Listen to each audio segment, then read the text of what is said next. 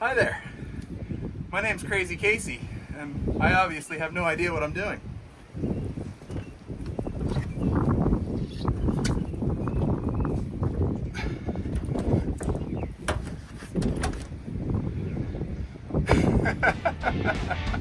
But here it comes.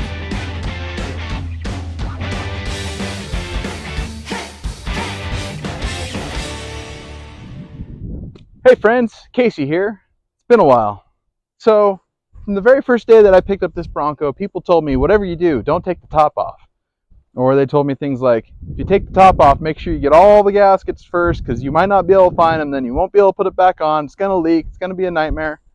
Well, if you look out here, it's nice and sunny, and I want to take the top off. So I'm saying don't let fear make you afraid to go topless. Anyway, just kidding. So I'm going to grab some tools. I've never done this before. I have no idea how it goes. We're just going to get in there and we're going to take the top off this thing. How's that sound? All right, stay tuned. All right, folks. So first things first here, grab our seat fold release on the right side of the vehicle there, and then lift up. And then lift up on this bracket here to roll the seat forward. That's the easy part, I think. This might be a little more difficult than your average Bronco because of the roll bar. Oh, and the old plastic. We got some clips here that hold this trim panel in place, and we're gonna have to replace those because they are just shredding. Well, I guess that's a reason to not take the top off right there. What do you know?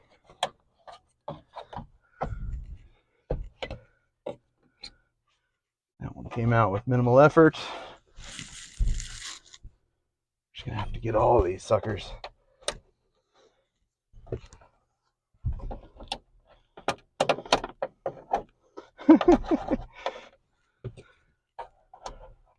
How old is this thing? 95, 2023, 28 years old. Nothing like 28-year-old plastic. I think I've salvaged 2 of these so far. All right, so with those little clips out of the way, this panel should come right off. And of course the roll bar makes it hard to get to, but plenty of room. Okay, so looks like we've got tamper-proof Torx. Tamper-proof Torx, really, that's interesting. I got 1, 2, 3, 4.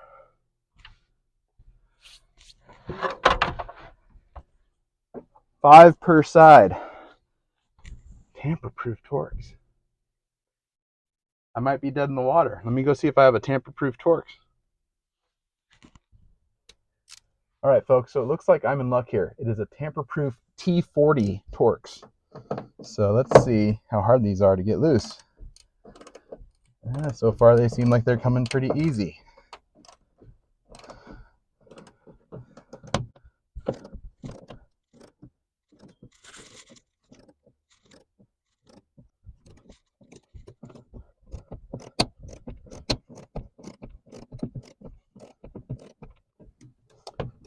All right, so these are coming out, but they're tightening up after you get past a certain bit of thread. So I'm gonna have to get some penetrant. Back them off a little bit, get some penetrant in there, let them sit, and then finish the process.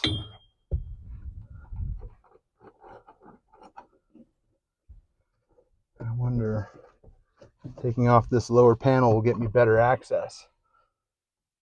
I'm thinking it has to. All right, so we've added PB blaster, shop towels, and a Phillips head screwdriver to our arsenal here. Now this Bronco, for those of you that haven't been following along on the channel, was a Marin County Sheriff's Bronco. That's why it's got the roll bar in it. It's also why a lot of the interior panels are kind of hacked up. You know, they had things like CB radios and who knows. I don't know if this was a canine unit or not. They might have had a dog kennel back here for all I know. And then of course the roll cage which I find is a plus. At least I thought it was cool when I bought this thing. So I'm just taking off the Phillips head screws that support the interior panels, making a little pile so that I can put them back on.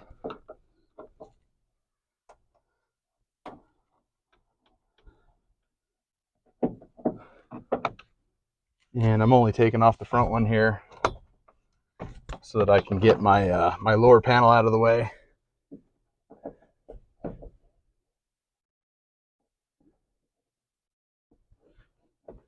All right. It doesn't look like removing this lower panel is actually going to give me any meaningful access to the underside of these bolts.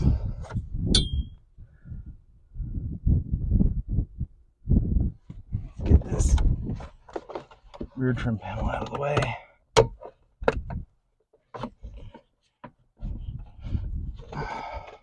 Come on. There it is.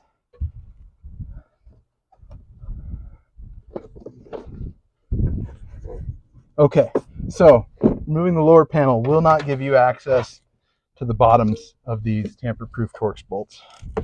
So I'm going to go ahead and, ooh, that one is rusty.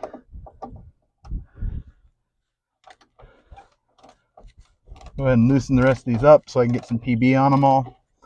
And then we'll start the other side and then come back to this side. And we'll just switch back and forth until we get everything loose.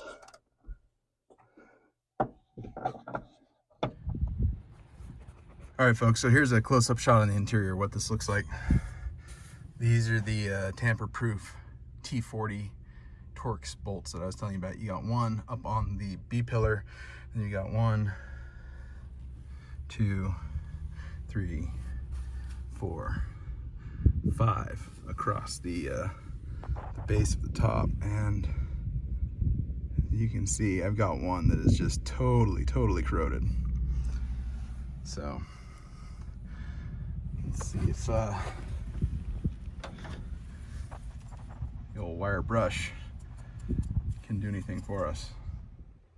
All right, folks, so of course, in addition to the 6 tamper-proof Torx bolts around the base, there's also this trim panel that goes up across the top that's gonna have to come off, and I imagine we'll have some bolts under there. I'm gonna grab a Phillips head screwdriver and get this panel off. I'm not gonna show you guys that. That's pretty straightforward, and then we'll see what's underneath. All right, so these top bolts are not rusted at all. They come out pretty easy, but they give me great pains in my anus because you have to take your bit and a 1/4 inch wrench because you can't get anything else in between the top and the roll bar. And it's not that hard to do, but it's tight and you can't get much of a turn at a time. And it's a good thing they're not tight, because if they were, I'd probably be stuck. Anyway,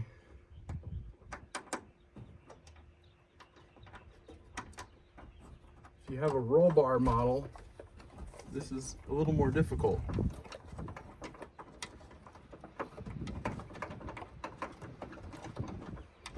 I don't know if you can hear that, but the wind is moving the top around now because I've got it loose. It's a little sketchy. Maybe I should leave some of these in. Oh, it's gotta be tight to get out of there too, isn't it?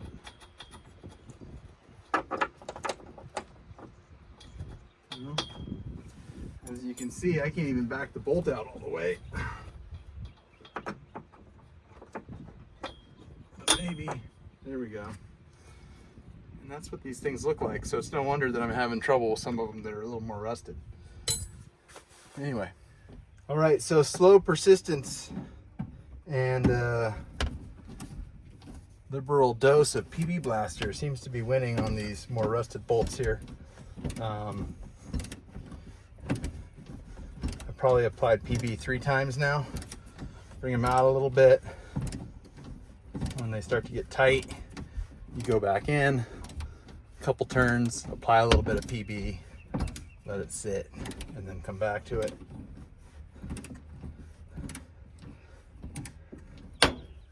As you can see, they they get tight, and there's obviously like a captured nut or something like that in here, which means they're probably just going into sheet metal. So if you force it, there's a good chance you're going to break your captured nut loose.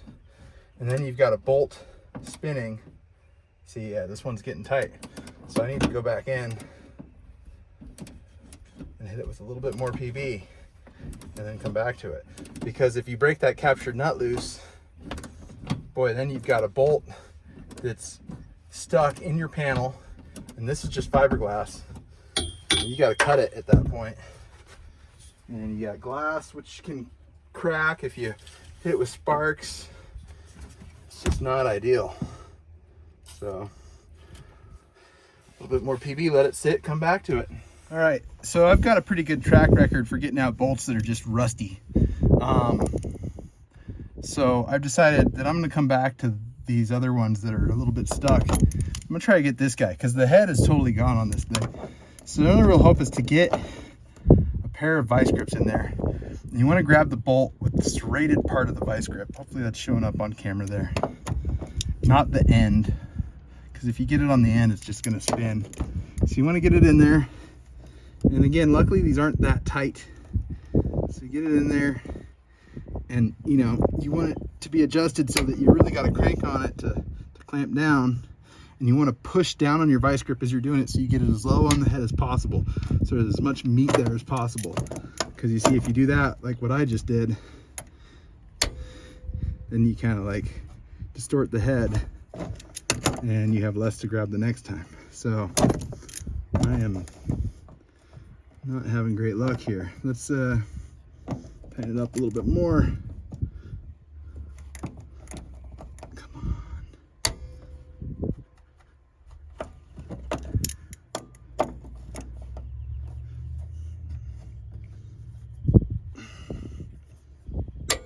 All right, here we go. There it is, it's turning.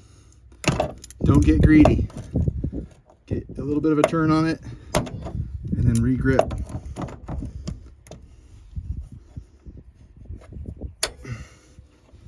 All right, she's coming. She's gonna have to go real slow with the vice grip.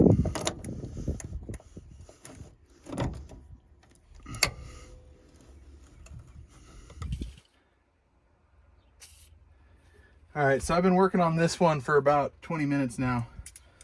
And basically what I'm going through are multiple iterations of grab it onto the head as tight as I can get my vice grips. And when I get this bolt out, I'll show you the head. It's got like a serrated head on it now. I give it a little wiggle back and forth, and then I grab it again. Wiggle back and forth, grab it again. And I've been doing this for like 20 minutes. And every couple of bites, you give it another little squirt of PB. Give it a couple more wiggles, and then get another bite on it. And I've got two of them that are acting like this, so. But they're getting close.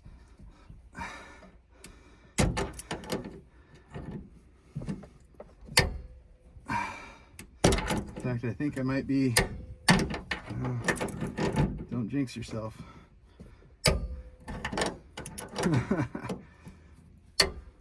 Isn't that always the way?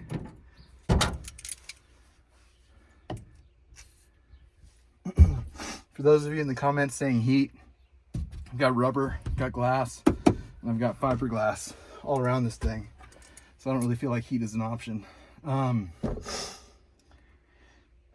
But steady patience and liberal PB blaster have never failed me yet.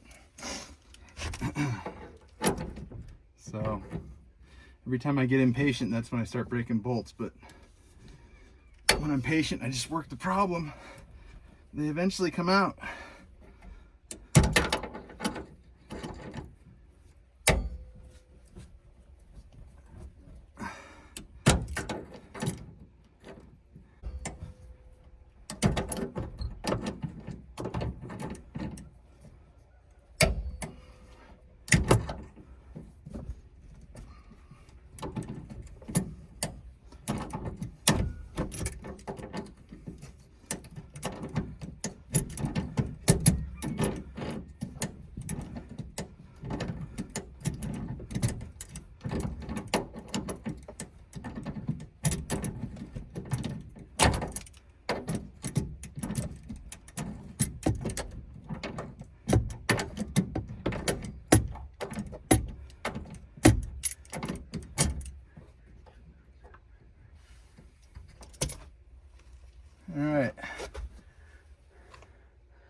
Take a look at that. Once tamper-proof Torx head. But there she is. All right, so as I'm waiting on my PB blaster on these last couple stubborn bolts, there's also the seatbelt bolt that goes up into the roof. So don't overlook that.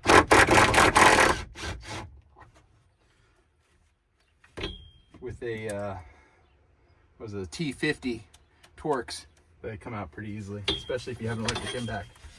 So just kind of leave them sitting there for now. Anyway, more PB on these stubborn bolts and we'll keep at it. All right, folks, so I'm about 2 hours in. I've got the top detached. As you saw in my teaser, I lifted it up and I got the pins out of their locating holes. So now it's just basically sitting up on the sides of the bed.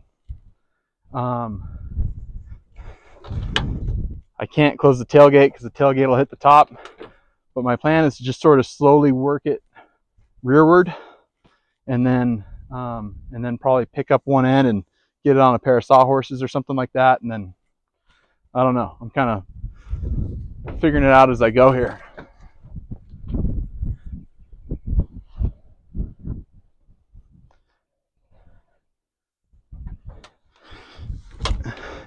This is where you have to be really careful, because if you screw up, you can hurt yourself.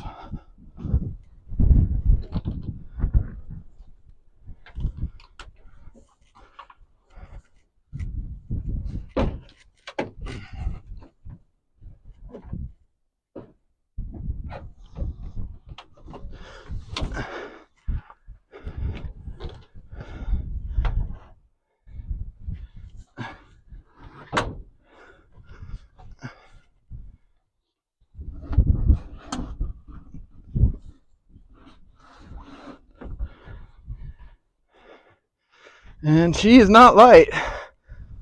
I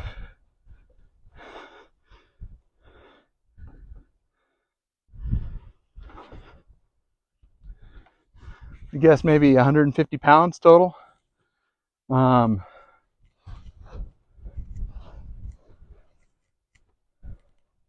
to find some sawhorses. All right.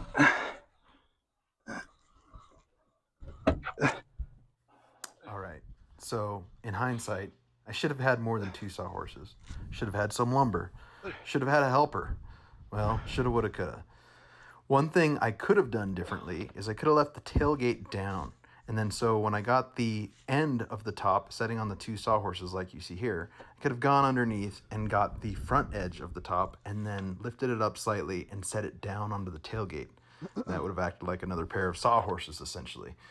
But I didn't do that, and it bit me, as you're about to see.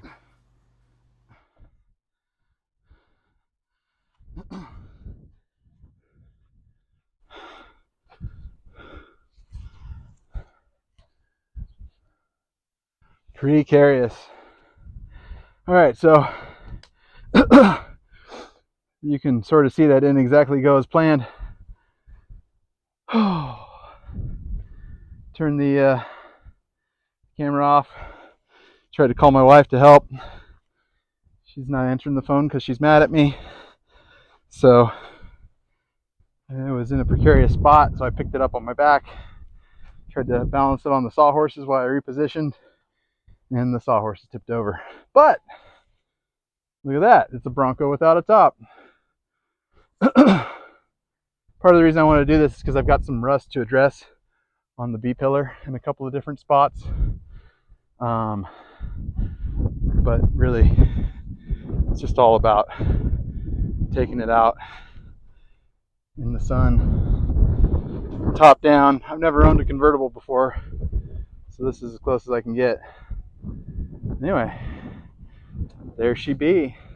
All right, so that wasn't a complete disaster. I mean, it was mostly a disaster, but it wasn't a complete disaster.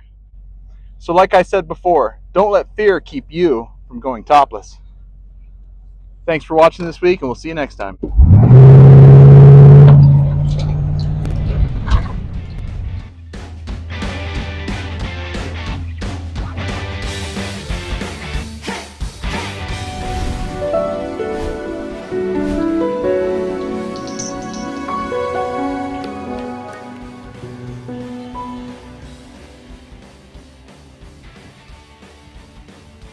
name's Crazy Casey.